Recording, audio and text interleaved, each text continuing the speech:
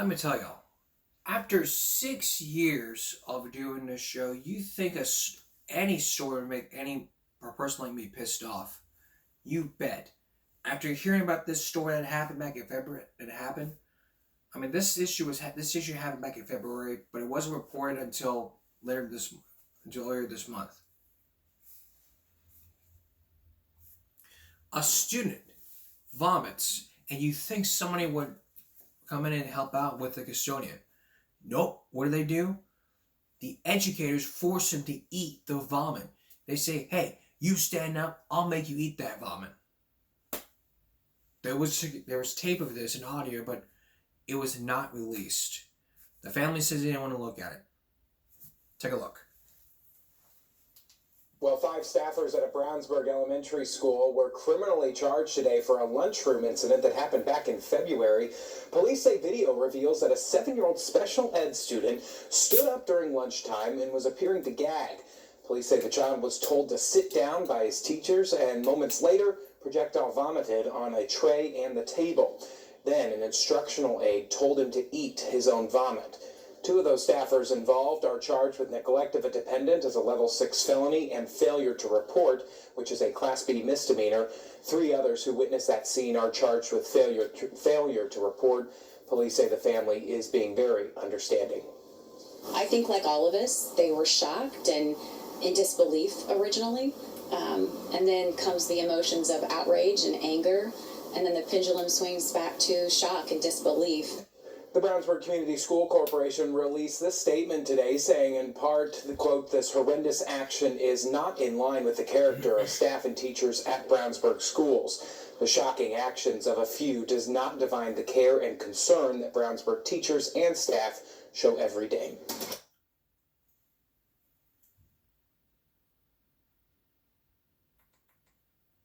All right, now here's the second one, but this time we're going to watch it again, but with the experts from Indianapolis. Take a look. Preschool staffers allegedly forced a special ed student to eat his own vomit. They are now facing criminal charges. WRTV's Rachel Wilkerson has been on this story from the very beginning. And Rachel, what new information are you learning tonight? Mark and Nicole, Brownsburg police say the student is a 7-year-old with autism. This happened in February, but wasn't reported until earlier this month. Investigators tell me it's saddening that no one would have ever known about this because the student wasn't able to tell anyone about it.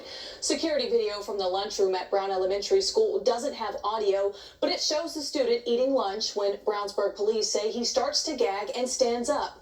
Investigators say 2 staff members told him to sit back down and threatened him that if he threw up, he'd have to eat it.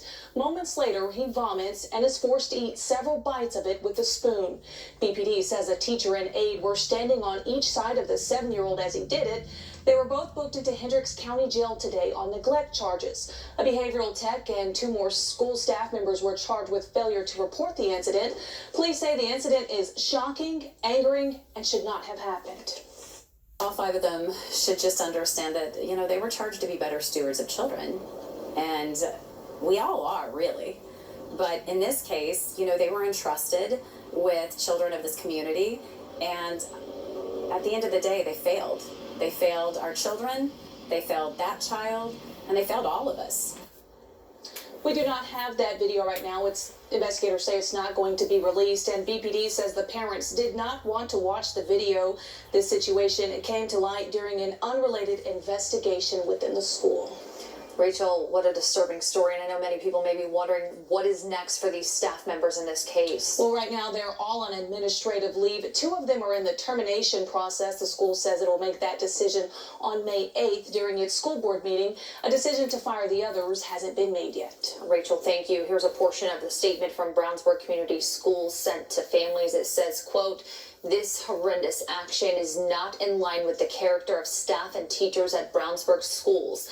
The shocking actions of a few does not define the care and concern that Brownsburg teachers and staff show every day," end quote.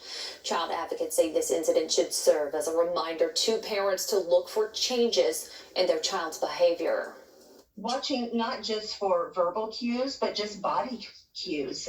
When you notice your child acting differently, there's usually a reason. Ask them. If they're not able to verbally tell you, Again, you know your child and student best, and so work with them in whatever way you need to try to get information out of them.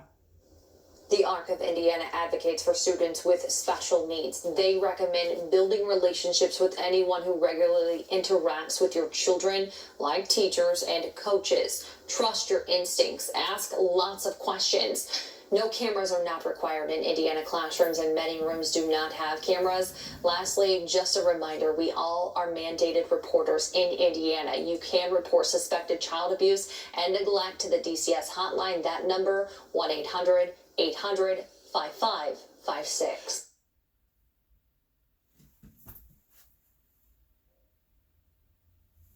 All right. Well, what is the common sense perspective here? I'm going to tell you that. But still ahead, do you know where your kids are on Friday nights? We're going to show you a rave. We'll tell you what it means. We're going to show you an example of a rave. Lynn Sure is going to show some examples. Stay with us. Okay. Common sense alert.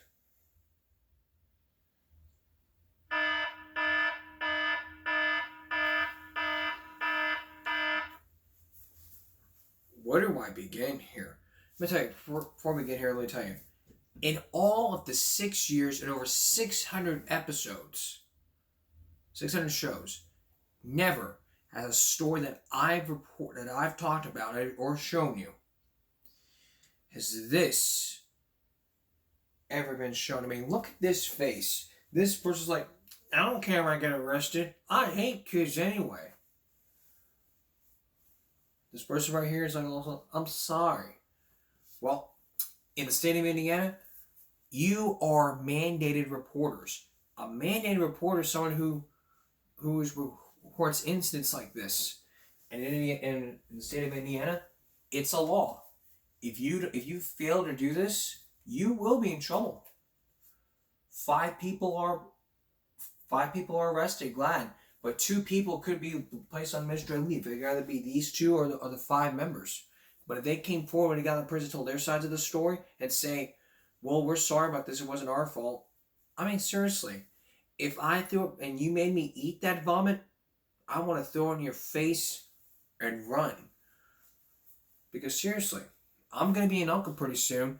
And if you saw my nephew or niece throwing up and you threatened to make them eat that vomit, and I get a phone call saying it happened to them, I would seriously come to you and screw you up and say, hey, you don't ever do that. You never ever do that. Unlike these guys.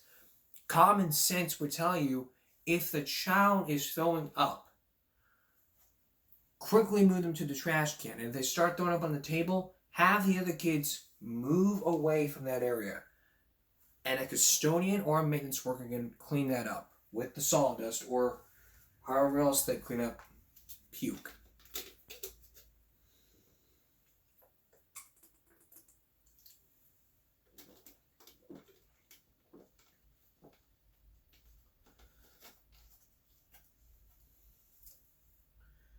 This is very disgusting to hear, and it's very disgusting for me to talk about it. This leads me to a story here. When I was in 5th grade,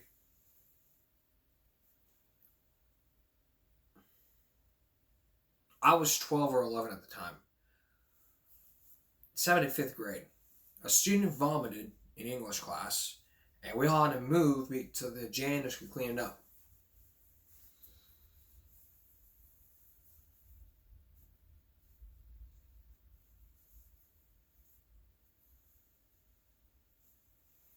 So they let me to experience that. Did the teacher make the meeting? No. The right thing for them to do is to report to the janitor, and they clean it up.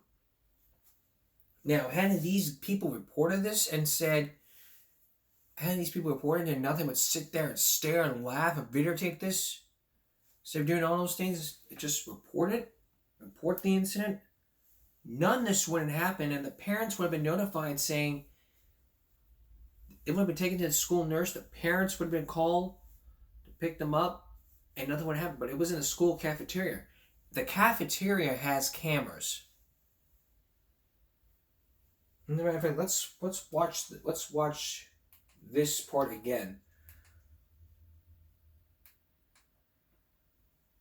Yeah, we're not gonna watch the whole thing. We're gonna watch part of the end of the video because there is something in there that the woman said.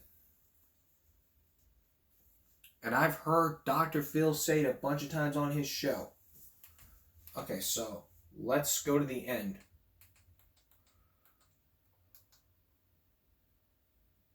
The ARC of Indiana advocates for students with special needs. They recommend building relationships with anyone who regularly interacts with your children, like teachers and coaches. Trust your instincts. Ask lots of questions. No cameras are not required in Indiana classrooms, and many rooms do not have cameras. Lastly, just a reminder, we all are mandated reporters in Indiana. You can report suspected child abuse and neglect to the DCS hotline. That number, 1-800-800-5556. So remember this number. If you live in Indiana, you need to remember this number. Don't go sitting back like a freaking bystander and sitting there watching and laughing because you think it's funny to watch someone eat their own vomit. That is a form of bullying. That right there is bullying, and if I were to see that happen, trust me, no one's gonna like it. Therefore,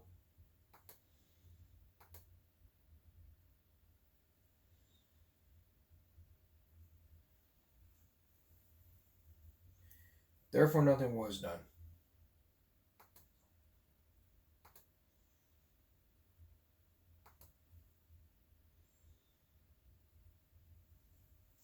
Alright, another case of bullying, 13-year-old Gary in Detroit at the Malone Public Schools. I think we talked about this yet.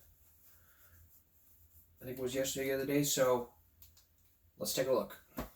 Somebody's gonna pay for this, I'm telling you that right now. Somebody's gonna pay for it. You guys didn't do nothing to protect them. The father of 13-year-old Gary Ross, angry and heartbroken. Never did nothing about it.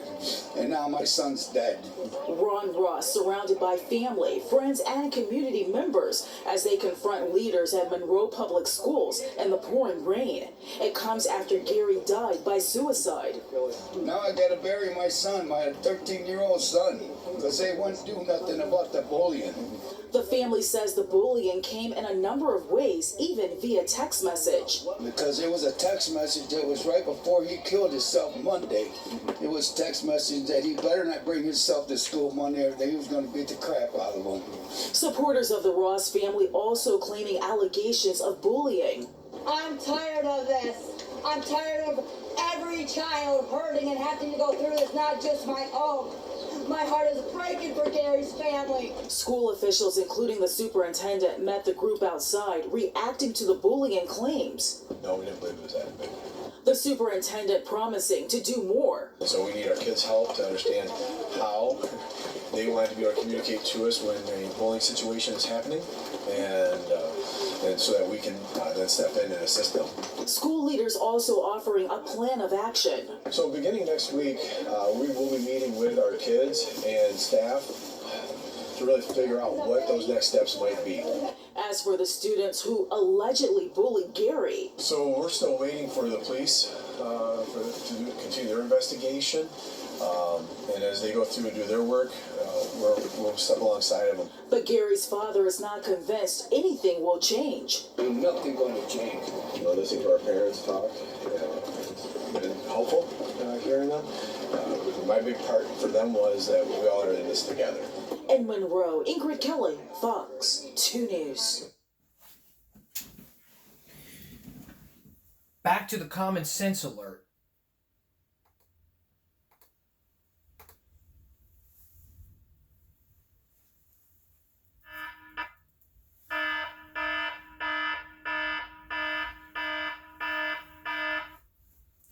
You go to a school and you tell them you have a bullying problem. They may look at you funny and go, we do not have a bullying problem. If you look at news articles and facts, they may be hiding something. Here's what I do. If you are going to transfer your child to a new school, or if you live in a school where you live in a community, you need to visit with the superintendent Start asking questions. How safe is your school? Do you have a bullying problem? Does your school have a bullying problem? If they answer yes, move them away. Then, if they answer our school is safe, we do not have a bullying problem, they may be hiding something. If you're thinking about doing this, you need to have prior knowledge or do some research beforehand to know exactly what you're doing. Hell, I'd recommend you come here to Flower Bluff. Great community, great school, great programs, great safety here in the state of Texas. That's what I recommend. And for people who just want to sweep everything under the rug and say, we don't care, nobody cares. Nobody steps up and say, hey, I'm sorry this happened to you. I'm sorry for your loss. Nobody does anything.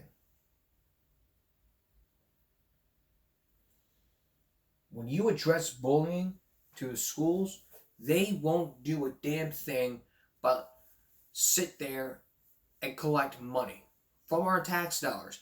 Our tax dollars are going to every school district in this state.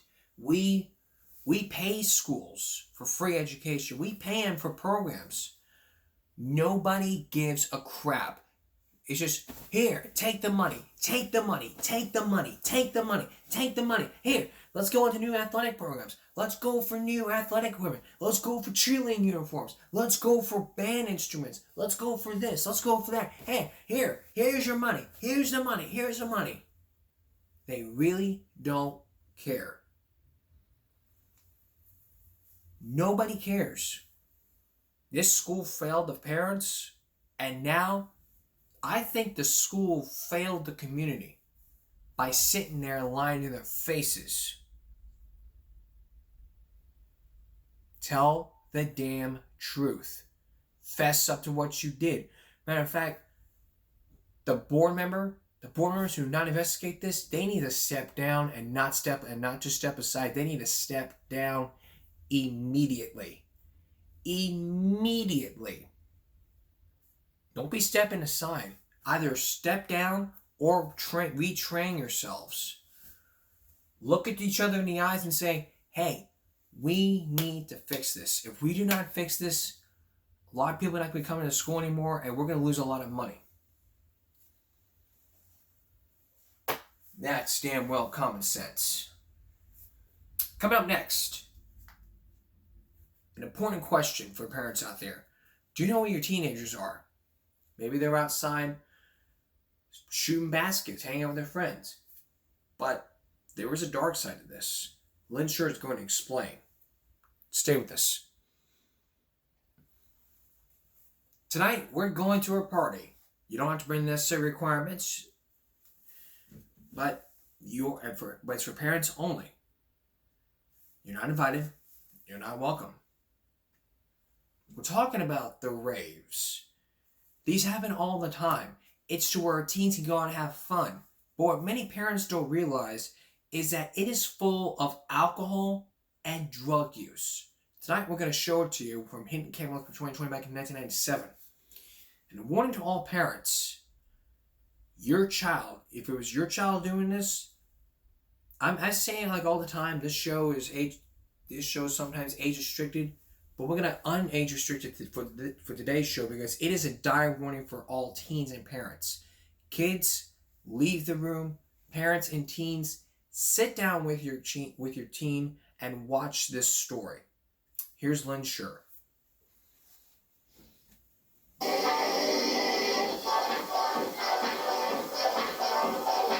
You walk in there and your whole body's just beat.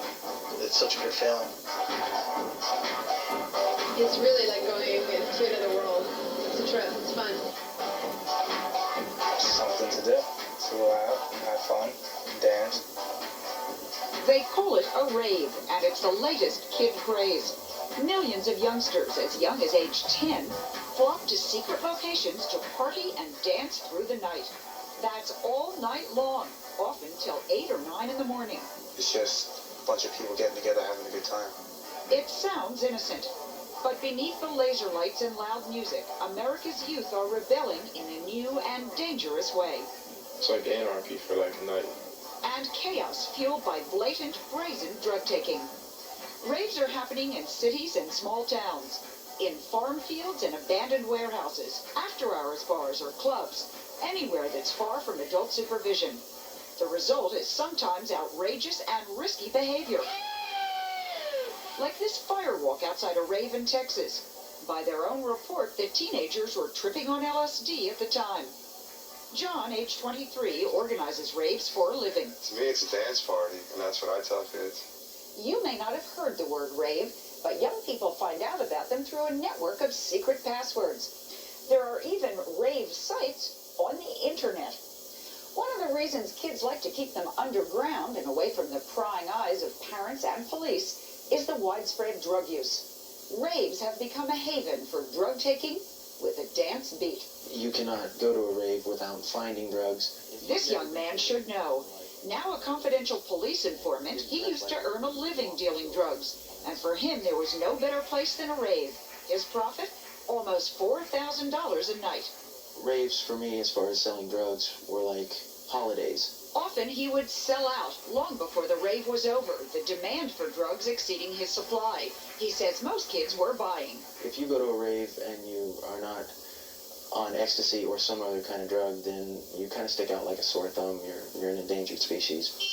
To see this world for ourselves, 2020 attended some raves with a hidden camera. At an event in Newburgh, New York, thousands of kids arrived in cars with license plates from 8 different states, some as far away as Vermont and Virginia. We didn't even get near the door before we were approached to buy drugs. What you got? You want some X? Acid, special K? You know I got that too, right? You do? Yeah, talk to me. Translation. X, or E, is for ecstasy, an amphetamine-like drug to stay up all night and dance. Acid is LSD, to hallucinate. And special K is ketamine, snorted by humans, but used by vets to anesthetize animals. It's very hard to go to a rave and not use drugs. The peer pressure to take these drugs in this environment is just profoundly strong. Dr. David McDowell is a psychiatrist who has studied ravers' drug use at the scene. His results are startling. What was it that shocked you most when you first went to a rave? Over 70% of the kids said they were on drugs at the time. Does the youngster going to the rave take one drug, several drugs? Several. What's the Several drugs. Many of these drugs are addicting, and many of them have terrible side effects, and can lead to tremendous devastation, both personally and biologically, down the road. What's the difference between getting drugs on a street corner and at a rave? When we asked kids where had you had your first drug experience, they uniformly said at raves. When we said, are you more likely to use drugs at raves than outside of raves, they said yes. I think that this is, and this is one of the dangers of it, is it's a place of initiation. Everybody's just there and they just accept each other. And then We gathered a group of young people together to talk to us about the rave phenomenon. While some say they don't use drugs, this group of suburban kids gave us a pretty good idea of what's going on at the all-night dance marathons. How common are drugs, Doug, at the raves? Pretty common. Can you get anything you want? Ecstasy, acid, K. Tell me about the feeling of ecstasy. Is it a high? Is it a buzz? It's just like a tingle through your whole body. You might feel like there's a fuzz across the whole outside of your body, like styrofoam almost. Is that a feeling you want to have? If we gave you E right now, you'd want another one. I guarantee it. If, like, anyone that I know that does E or has ever done it likes it. You could spike your principal's drink at school with it, and they'd like it. What do you feel like the next day? Well, it depends on the E. Okay. Some E makes you feel like really strung out the next day. It's not like real E, so you just feel like... In other words, sometimes the ecstasy is not pure. No. What's mixed in with it? Heroin. Heroin can be mixed in with it? Yeah. Without your knowing? Anything. Who wants to tell me what K is like? Joe? I guess it's like an odd form of being drunk. if you've done too much, you can't dance. You're just gonna sit there and bug out. I have a friend that holds it all the time, and holds it all the time. Means goes into a K-hole, which means it's totally out of it. totally out of it, to the point where we go, like, we rub ice cubes on, you can melt an ice cube on his neck, and he still just sits there, like, with his head down in his arms. All right, any of you ever go to Raves on a school night while you're at school? How in the world did you get to class the next day? I didn't. What did you do? I stayed there. Stayed at the party? Yeah. It went on till like 9 in the morning. Do your parents know you go to Raves? Yeah, my mom knows that I go. How does she feel about it? She doesn't like it, but she doesn't, I don't know, I don't really give her a choice. I kind of just go anyway. Caroline, what about your parents when you stay out all night at a rave? They don't like it, but they really can't say anything because they've never been to one to know about it. What else did you take? E?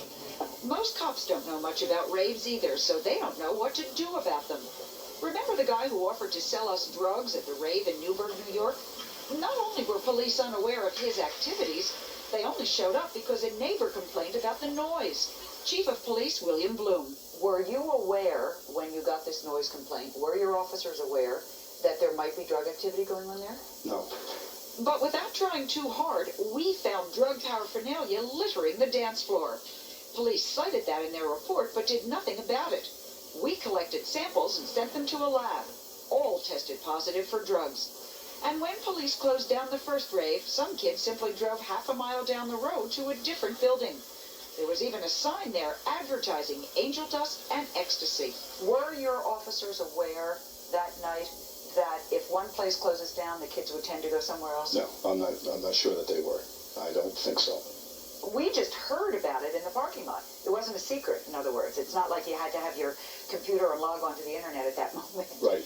There are a lot of things that night we could have did differently, and we should have. What should have been done in another rave case is not much comfort to Marcia Montesi.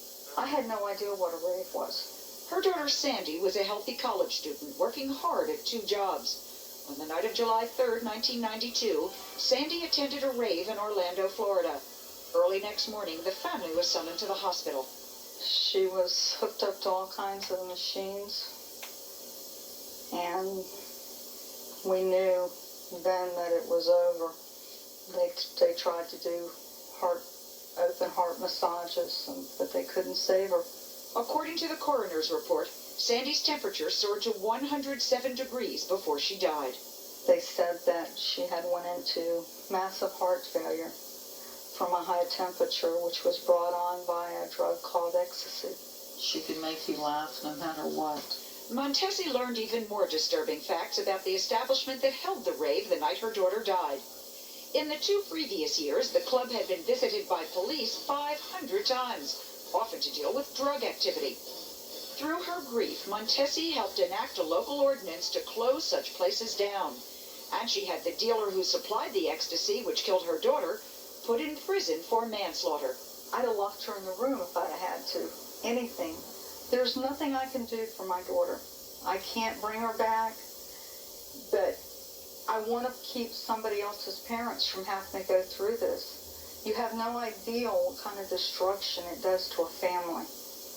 And I think the hardest part is, like they say, is never being able to say goodbye and not understanding why. Sandy Montesi's death is not the only fatality associated with Florida raves. 2 others died during the same year, forcing state investigators and police to focus on the rave world and examine its connection with drugs. We were shocked at the flagrancy. We were shocked at the openness. I don't think we had ever run across so many young people so openly ingesting drugs. Captain Bruce Ashley is with the Florida Division of Alcoholic Beverages and Tobacco. Raves here are so popular, they've moved into mainstream bars and dance clubs. The promoters are kids, and they're renting halls, and they're renting clubs. Ashley and the police started infiltrating the rave world and making arrests. Now Florida's ravers are on the run. He helped put this place out of business. This establishment, we had documented that a 10-year-old had been in attendance at raves at this location, but we found young people from the age of 13 to 18, some of which would be passed out on chairs or sofas in this establishment. Security personnel, promoters, DJs would just walk by them and ignore them. Hey, don't let him go to sleep, man. At another Florida rave under police surveillance, a young man had overdosed in the parking lot and seemed lifeless. Luckily, Orlando narcotics cops spotted him and without blowing their covers, called for an ambulance. The young man, who other ravers said had mixed heroin with another drug, was saved. Sandy Montesi wasn't that fortunate. Her mother has advice for parents of other young people. We need to stop the raves. It's not a dance. It's not a safe place for your kids. Do anything. If your child wants this, go with them. And then you'll find out your child doesn't want you there because they know what is really going on. It sure is a problem, then. What is the difference between these raves and the old disco scene? They had drugs there, too. Indeed, that's the perfect question. What the experts tell us is that the difference is in these drugs, which are really out of control. These are the so-called designer drugs. They are being made, put together in someone's basement, and heaven knows what is in them. So that's the real problem. Deadly, like it. Yeah. How widespread is this rave? Well, it's all over the world. I mean, I must tell you, I just got back from South Africa, and people there were complaining about it. The only good news for us is that we didn't start this one. It came from England, where there have been more than a dozen, about 15 deaths. So we didn't start it, but we're in the midst of it right now. Yeah. Thank you, Lynn. Oh, boy. Oh boy.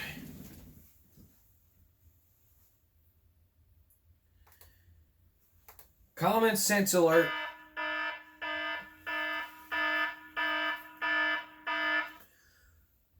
That's why this story needs to have teens and parents in front. So you all need to start hearing me right now. Common sense will tell you this, teens. Don't go to the raves. Drugs. You're under 18. You're still under parental supervision. Period. And for parents, you need to make sure you know where your child is going at all damn time. If you have to wait and say, I don't know what else to do. I don't know where he goes. He goes out with his friends. I don't know when they are, so and so. What do I do? There's a solution I have. You need to download Life 360. Download it today. It's a great app. It will, for you and your child, it will help you and your child, help you make sure you know where your child is, and your child will know where you are. I use it, my mom uses it, and it works perfect. She knows where I'm at, and I know where she's at. That's why it works good. That's why we both use it. There's no reasoning behind, I don't feel like talking my child so-and-so. I feel like I need to put bars on his window. Don't put bars in your window. That's considered child abuse.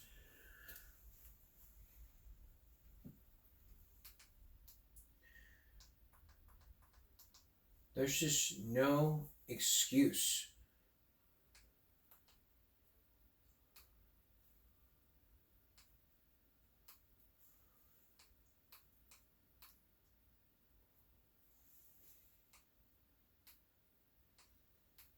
No excuse at all.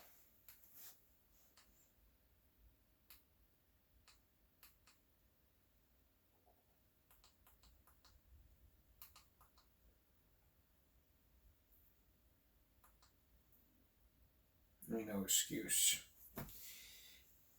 Next. Next. Some kids are being arrested for a social media challenge. It really wasn't a challenge. And ended in a murder. We'll be at the very latest. Stay with us. Now let's bring the very latest from Oxford. In Southfield, Michigan, James Jennifer Crumley, the parents of the shooter Ethan, have been dismissed in a civil suit in Youngstown County after the attorney representative of the families opted to remove them from the suit. Attorney Van Johnson announced Thursday that the Crumley parents will be removed from the lawsuit that have been filed against the Crumleys and employees at Oxford High. According to the law firm, the decision was made so Van Johnson can speed up the appeals process and to prevent families from having to testify multiple times. Johnson's law firm filed suit in January 2022, 2 months after the shooting that killed Tate Mayor, Madison Baldwin, Hannah St. Juliana, and Justin Sherling. Ethan has since pleaded guilty in the shooting and has not even been sentenced. They're waiting trial locally after appeals court ruled there was enough evidence for the trial limit rule. They have sought their manslaughter charges against them thrown out. Thursday, the Court of Appeals ruled there was enough evidence for trial. They both charged 4 counts of retaliatory manslaughter after their son went on a shooting spree in 2021. The trial was scheduled for January and November. The state Supreme Court questioned whether these were insufficient evidence to try both criminals after the parents appealed the case. So, that's the update from Oxford. Next thing, Uvalde. I'm planning a 1-year special in several weeks, so look out for that.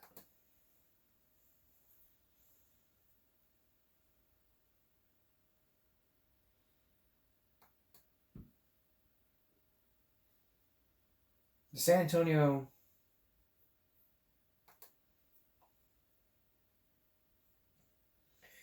Here's the latest from NBC News. Uvalde family is told to wait a little longer on DOJ investigation of the school shooting. The Justice Department has held a closed-door meeting with families of the victims of the May 24th shooting massacre. Like we said before, like we said many times, they're going to start investigating this. And a lot of people may sit there and start pointing fingers at everyone else, but the blame doesn't have to be passed around yet. The Associate Attorney and the number official of the federal agency met with families in the closed-door meeting Wednesday interrupting the investigation. News release issued after the meeting, the DOJ announced it has collected one of 13,000 items that is reviewing and analyzing. Its investigators spent more than 30 days in Uvalde over 11 months. So we'll keep you posted as it goes along.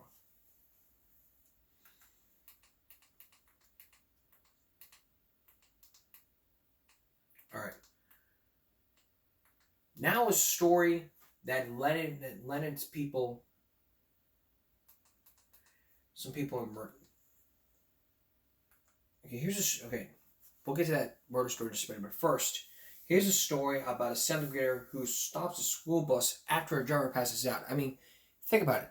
Imagine you're a bus driver and you start having problems, you pass out, and there was no one there to help out. You didn't call 911. So, as a parent, your child becomes a hero and decides to help out. Take a look at this.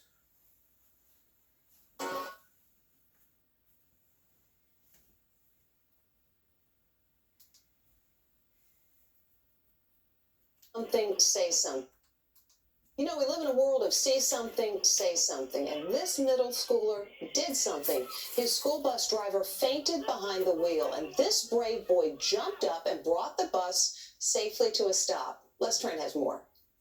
It's the dramatic school bus video that's earning this youngster nationwide accolades. A 7th grader in Michigan is earning praise for his heroic actions on a school bus. The middle school student being hailed as a hero. The video begins as the bus driver starts feeling faint. There are 60 students on the bus. First, she fans herself with her cap.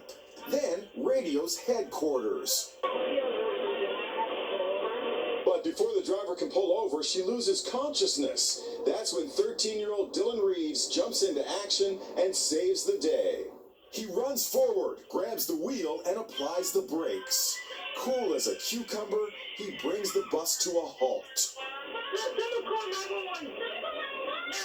Here he is in slow motion. You can see how calm Dylan is the whole time. He even tries to put the bus in park. Now he's getting the hero's treatment at his family's home outside Detroit, and from lots of others too.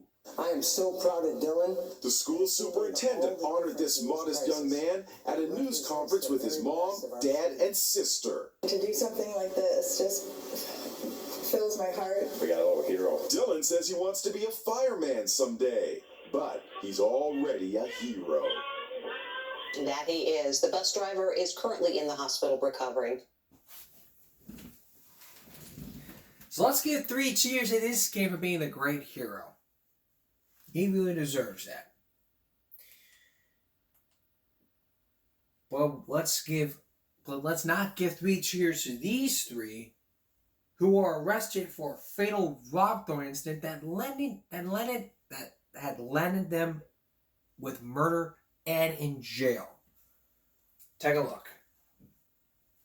This 20-year-old woman was driving when a rock came crashing into her windshield. It killed her. Authorities say it was not an accident. Within 45 minutes, a total of 7 cars were assaulted with rocks. Now 3 high school students, 18-year-old seniors, have been arrested and charged with murder. Les Trent has details. It's a horrific rock-throwing crime that left a young woman dead. And now police have taken 3 18-year-olds into custody, charged with first-degree murder. They are all high school seniors. 20-year-old Alexa Bartell was killed just outside Denver when the boulder came crashing into her windshield. It was 10:45 at night and she was on her way home. Bartell was on her cell phone with a friend when the line suddenly went silent. That friend tracked Alexis's vehicle to a field. You can see the tire marks. Authorities believe the suspects were on a rock-throwing spree, hitting 7 vehicles all within 45 minutes. They reportedly hurled huge landscaping rocks like these. Uber driver Nathan Tipton is one of the victims. His windows shattered by a rock thrown from a passing car. What did it sound like? I heard what resembled like a shotgun blast, and it was the windows going out of my back of my van.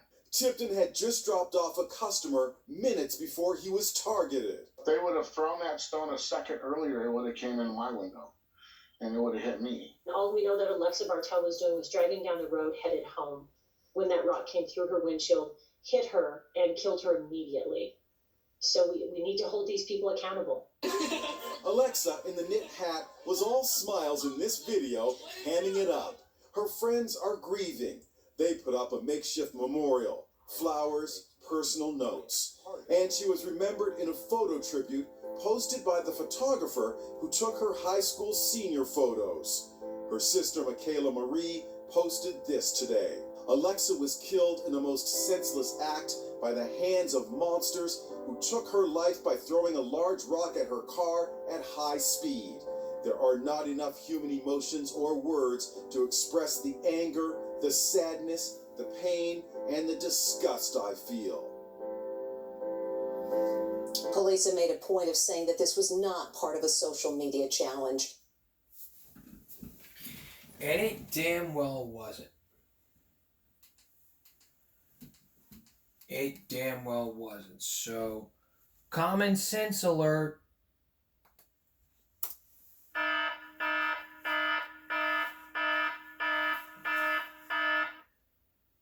You 3 got what you deserved. You 3 thought it was cool to start throwing rocks at cars. Bet it's like a drinking game. Or something like a social media challenge. Hey, we'll go throw some rocks. You wanna go do it? We'll go do it? Sure. It's too heavy. Do it. Yeah. Boom. 7 cars in 7 counties. What is wrong with this picture? Here's what's wrong with it. We've lost common sense with our kids. We need to do something about this to make sure that it doesn't happen again. How do we do that? These kids are over 13. What can we do? We need lessons. They still live with their parents. Take away the computer. Take away the TV. They'll learn. That's commando parenting right there.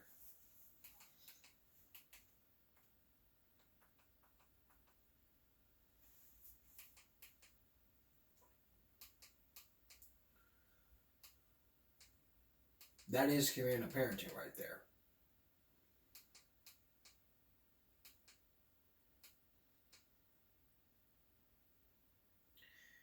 There was no Throwback Thursday. There was no Throwback Thursday because I've learned yesterday, because Jerry Springer has died at the age of 79. He's famous for his fights. He's famous for the chant, Jerry, Jerry, Jerry. He's also famous for the talk show and Judge Jerry.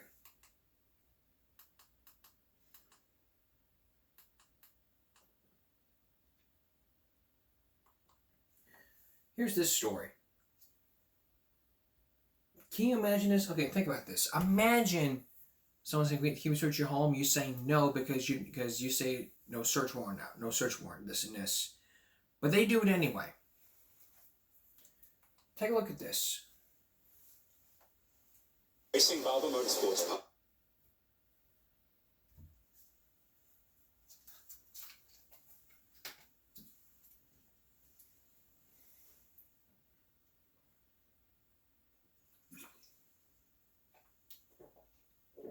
Hello?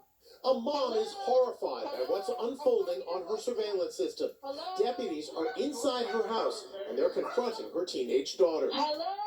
Is anybody listening to me? The mom desperately tries to call out to them. Officer, you know I'm talking to the speaker. You need to look up. The confrontation between the cops and daughter gets heated. 4 Los Angeles County deputies surround the girl as she's put in handcuffs. It was really bad. I could see these big 3 guys coming to her. I wanted to, just be here with her, and I couldn't. Then, her 14-year-old brother is arrested as he tries to record what was happening with his cell phone. He pushes him against the wall.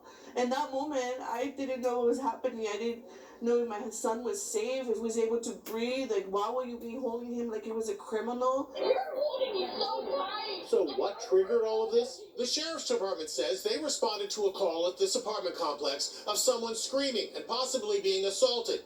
They say they were directed to the Cordova's unit, and the door was ajar, and they walked in. But daughter Eliza says the front door was closed, and deputies entered without permission. We did nothing wrong, and they all just wanted us out in handcuffs. The Cordovas say after trying for months to get answers from the sheriff's department, they posted the videos on TikTok, which now has 24 million views. Their attorney, Noreen McCurchin. This was outrageous to me because these are kids in their own home, okay? Parents are not there, and these officers took it upon themselves to barge in. Hello?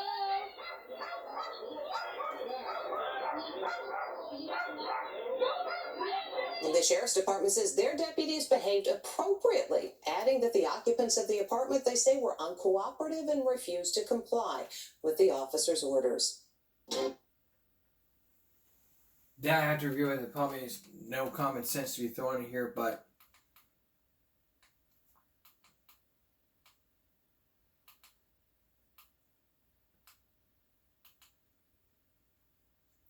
hey, what do we know?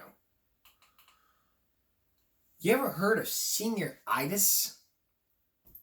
Probably something you probably never heard of, but we're going to explain to you next, then our viral break. Stay tuned. You ever hear of something called senioritis? Senioritis is the name for decreased motivation towards studies and displaced students who are nearing the end of their high school, college, and graduate school careers, or the end of the school year in general, though it's mostly said to occur in senior level students. Take a look at this skit from Blood Blitz. Yes. Once I finish this next assignment, I'm going to have 113% in this class, and then I'll get my valedictorian, and I'm going to ace this. It's going to be great, dude. Dude, chill. Senior year. It's my last assignment. Yeah, Devin, you gotta chill out sometimes. Yeah. Yeah, dude. Yeah. Alright. That's just like year 3, man. Woo! High score. We have homework in this class? Devin. You gotta understand, man. It's our senior year. You gotta take a load off. You've been working too hard. We can go, a few parties and stuff. Get some ice cream with some hot ladies. Whoa! Did I hear ice cream? Alright, guys, tomorrow I want to see all those projects that we've been working on for the last month. We had a project? Dude, Robert, that party last night was stupid. Am I right?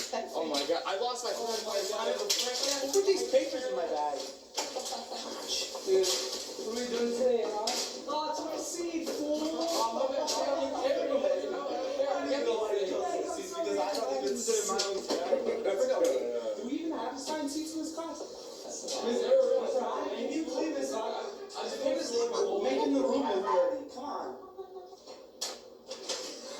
Alright, guys, I know you're all seniors, and it's the end of the year, but we need to turn in those projects that we've been working on. I ain't working on nothing. So who's going to turn in their project first? Mr. I, can you hold that for 1 second? Hold that thought. Hello? Not the party tonight? It's like, Show my project. Hi, Oh, we have a great presentation for the project we've been working on. Oh man, they're gonna be hot. Yeah, no, you down? Oh, I'm down for that. That sounds good.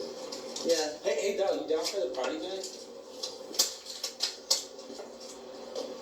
Are you guys serious? Okay, this will work. Alright, those two. C, C plus, B minus B, B plus, A minus A, A plus. What is this? 1 second, I'll have to call you back. You giving them an A, and I didn't even do anything. I didn't even do the project. That's worth something. All you do is complain. You never do your work. You have a freaking 14% in the class, and you won't shut up. Hi, you miss everything. I am just such a good student that Mr. Yu, the principal, decided to award me for my incredible behavior.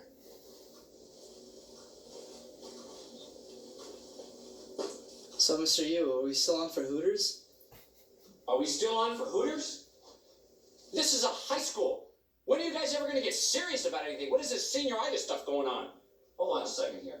I mean, I just can't believe this. What are you guys talking about? Hooters and stuff like that. Do you guys ever think about what you're supposed to be doing and what your life is going to be after high school? I don't get this. What's going on through your head? And what are you thinking about over here doing nothing? You know, guys, in 6 months, you guys are going to be out there in the real world. It's time to start getting a little serious here, okay? I'm serious. I'm serious about what I'm talking about. You guys got to start getting it together. This isn't going to work. And I don't want to hear anything about any Hooters or chicken wings or anything else you're going to. What do you guys think this is? Some game we're doing here? So let me get this right. You can't get to school on time. When you're here, you can't get to class on time. You never turn in any of your assignments. You know what? I kind of had it. So you know what? I'm going to give up. I'm done with y'all. I've had it.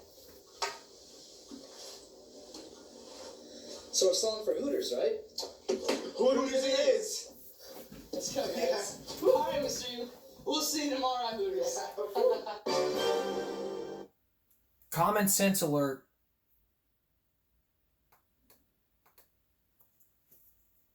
Common sense alert. Their premium version really takes things to the next level with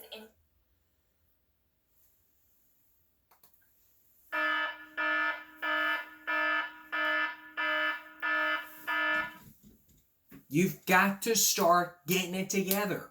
You guys are seniors out there. You're thinking that, oh, I don't have to go to school anymore. I can just go wherever I want.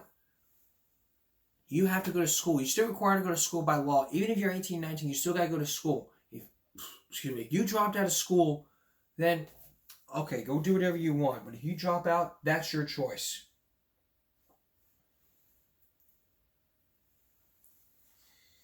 It is exactly your choice to make. But don't sit up here and start saying like, oh, this and this, so-and-so, blah, blah, blah.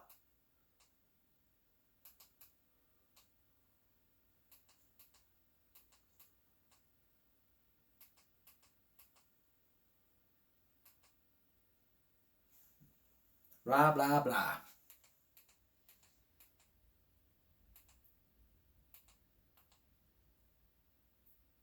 Alright, it's time for a file break now. This time it's about a kid for being punched for not caring. Take a look.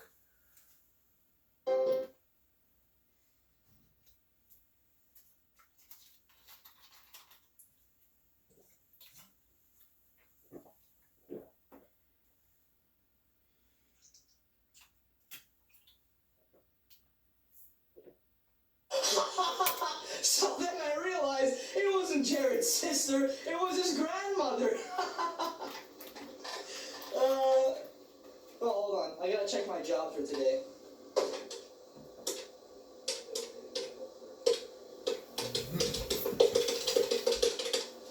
Yes, Chief. Yeah, I can take care of that. New pup. Yeah, that's fine. Timmy? Well, I haven't seen Timmy since the 8th grade. What is he, like, 4'2" now? Alright, Chief, I'll take care of it. Timmy. Holy fun times me and Timmy had in 8th grade, you know. Can't believe we're actually working together now to solve this little problem going on.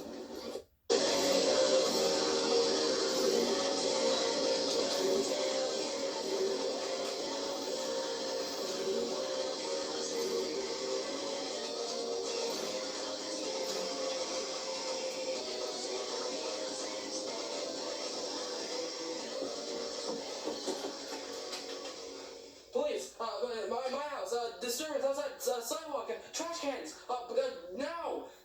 So, you know, I'm gonna check out this kid right now.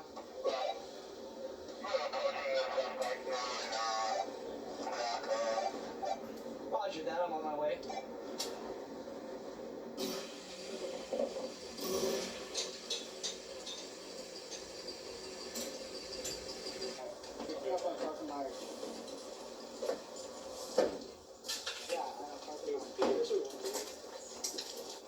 These people are crazy. We have to handle with diligence and care. Watch them murder.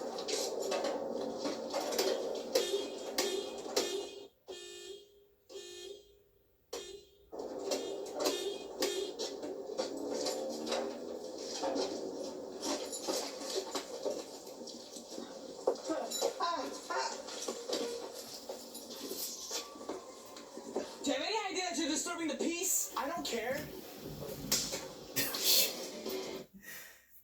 The common sense of this, don't disturb the peace. You're disturbing the peace, you could face jail time.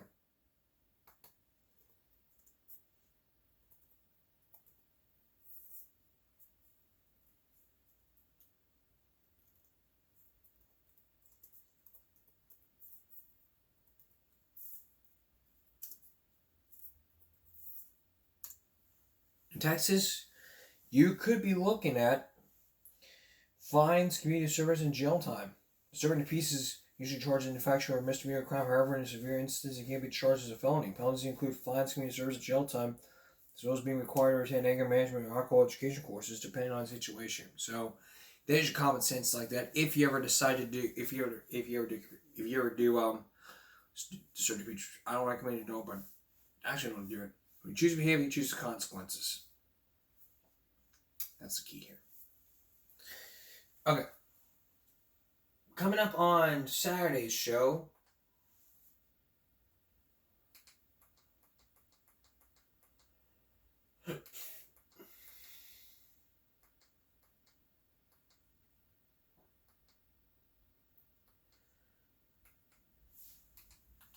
over 50 years ago, was known as the Roswell incident. We're going to show you a museum that is filled with lots and lots of exhibits about the Roswell incident that happened back over 50 years ago from one person. He'll show us the exhibit. That's Game Break for this Friday going to Saturday. We'll see you at the Game Break Saturday night. For everyone here at YouTube, good night, everyone.